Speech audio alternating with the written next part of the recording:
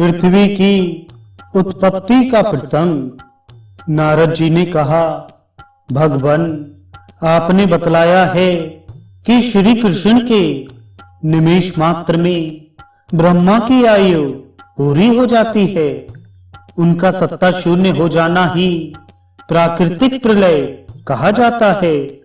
उस समय पृथ्वी अदृश्य हो जाती है, संपूर्ण विश्व जल में डूब जाता है।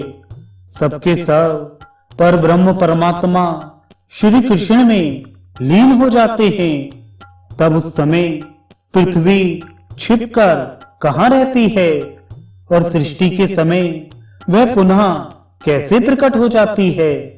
धन्या मान्या सबकी आश्रय रूपा एवं विजयशालिनी होने का सौभाग्य उसे पुनः कैसे प्राप्त होता है। प्रभो, अब आप पृथ्वी की उत्पत्ति के मंगलमय चरित्र को सुनाने की कृपा कीजिए। भगवान नारायण बोले, नारद, श्रुति कहती है कि संपूर्ण सृष्टियों के आरंभ में श्री कृष्ण से ही सबकी उत्पत्ति होती है और समस्त प्रलयों के अवसर पर प्राणी उन्हीं में लीन भी हो जाते हैं। अब पृथ्वी के जन्म का प्रसंग सुनो। कुछ लोग कहते हैं यह आदरणीय पृथ्वी मधु और कैटव के मेद से उत्पन्न हुई है। इसका भाव यह है कि उन दैत्यों के जीवन काल में पृथ्वी स्पष्ट दिखलाई नहीं पड़ती थी। वे जब मर गए तब उनके शरीर से मेद निकला, वही सूर्य के तेज से सूख गया। अतः मेदनी इस नाम से पृथ्वी विख्यात हुई। इस मत का स्पष्टीकरण सुनो। पहले सर्वत्र जल ही जल दृष्टिगोचर होता था। पृथ्वी जल से ढकी थी, मेद से केवल उसका स्पर्श हुआ। अतः लोग उसे मेदनी कहने लगे। मुनि, अब पृथ्वी के सार्थक जन्म का प्रसंग कहता हूँ। यह चरित्र संपूर्ण मंगल प्रदान करने वाला है। मैं पुष्कर क्षेत्र में था। महाभाग धर्म के मुख से जो कुछ सुन चुका हूँ वही तुमसे कहूंगा। महाविराट पुरुष अनंत काल से जल में विराजमान रहते हैं, यह स्पष्ट है। समयानुसार उनके भीतर सर्वव्यापी समष्टि मल प्रकट होता है। महाविराट पुरुष के सभी रोमकूप उसके आश्रय बन जाते हैं। मुनि, उन्हीं रोमकूपों से पृथ्वी निकल आती है। जितने रोमकूप हैं उन सब में से एक एक से जल सहित पृथ्वी बार बार प्रकट होती और छिपती रहती है। सृष्टि के समय प्रकट होकर जल के ऊपर स्थिर रहना और प्रलय काल उपस्थित होने पर छिपकर जल के भीतर चले जाना, यही इसका नियम है। अखिल ब्रह्मांड में यह विराजती है। वन और पर्वत इसकी शोभा बढ़ाए रहते हैं। यह 7 समुद्रों से घिरी रहती है।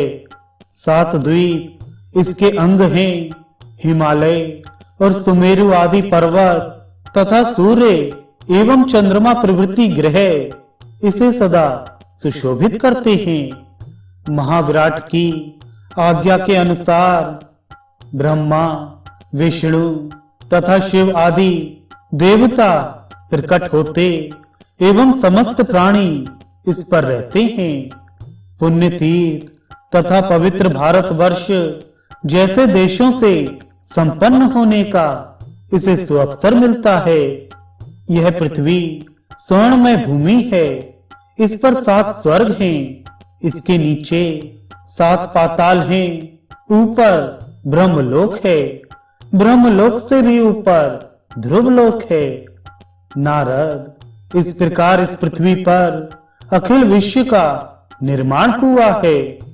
ये निर्मित सभी विश्व नश्वर हैं। यहाँ तक कि प्राकृत प्रलय का अवसर आने पर ब्रह्मा भी चले जाते हैं।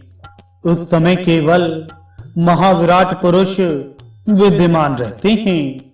कारण सृष्टि के आरंभ में ही पर ब्रह्म श्री कृष्ण ने इन्हें प्रकट करके इस कार्य में नियुक्त कर दिया है। सृष्टि और प्रलय प्रवाह रूप से नित्य है। इनका क्रम निरंतर चालू रहता है। ये समय पर नियंत्रण रखने वाली अदृष्ट शक्ति के अधीन होकर रहते हैं। प्रवाह क्रम से पृथ्वी भी नित्य है। वराह कल्प में यह मूर्तिमान रूप से विराजमान हुई थी और देवताओं ने इसका पूजन किया था।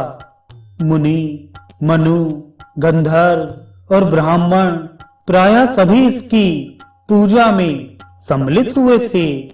उस समय भगवान का वराह अवतार हुआ था। श्रुति के मत से यह पृथ्वी उनकी पत्नी के रूप में विराजमान हुई। इससे मंगल का जन्म हुआ और मंगल से घटेश की उत्पत्ति हुई।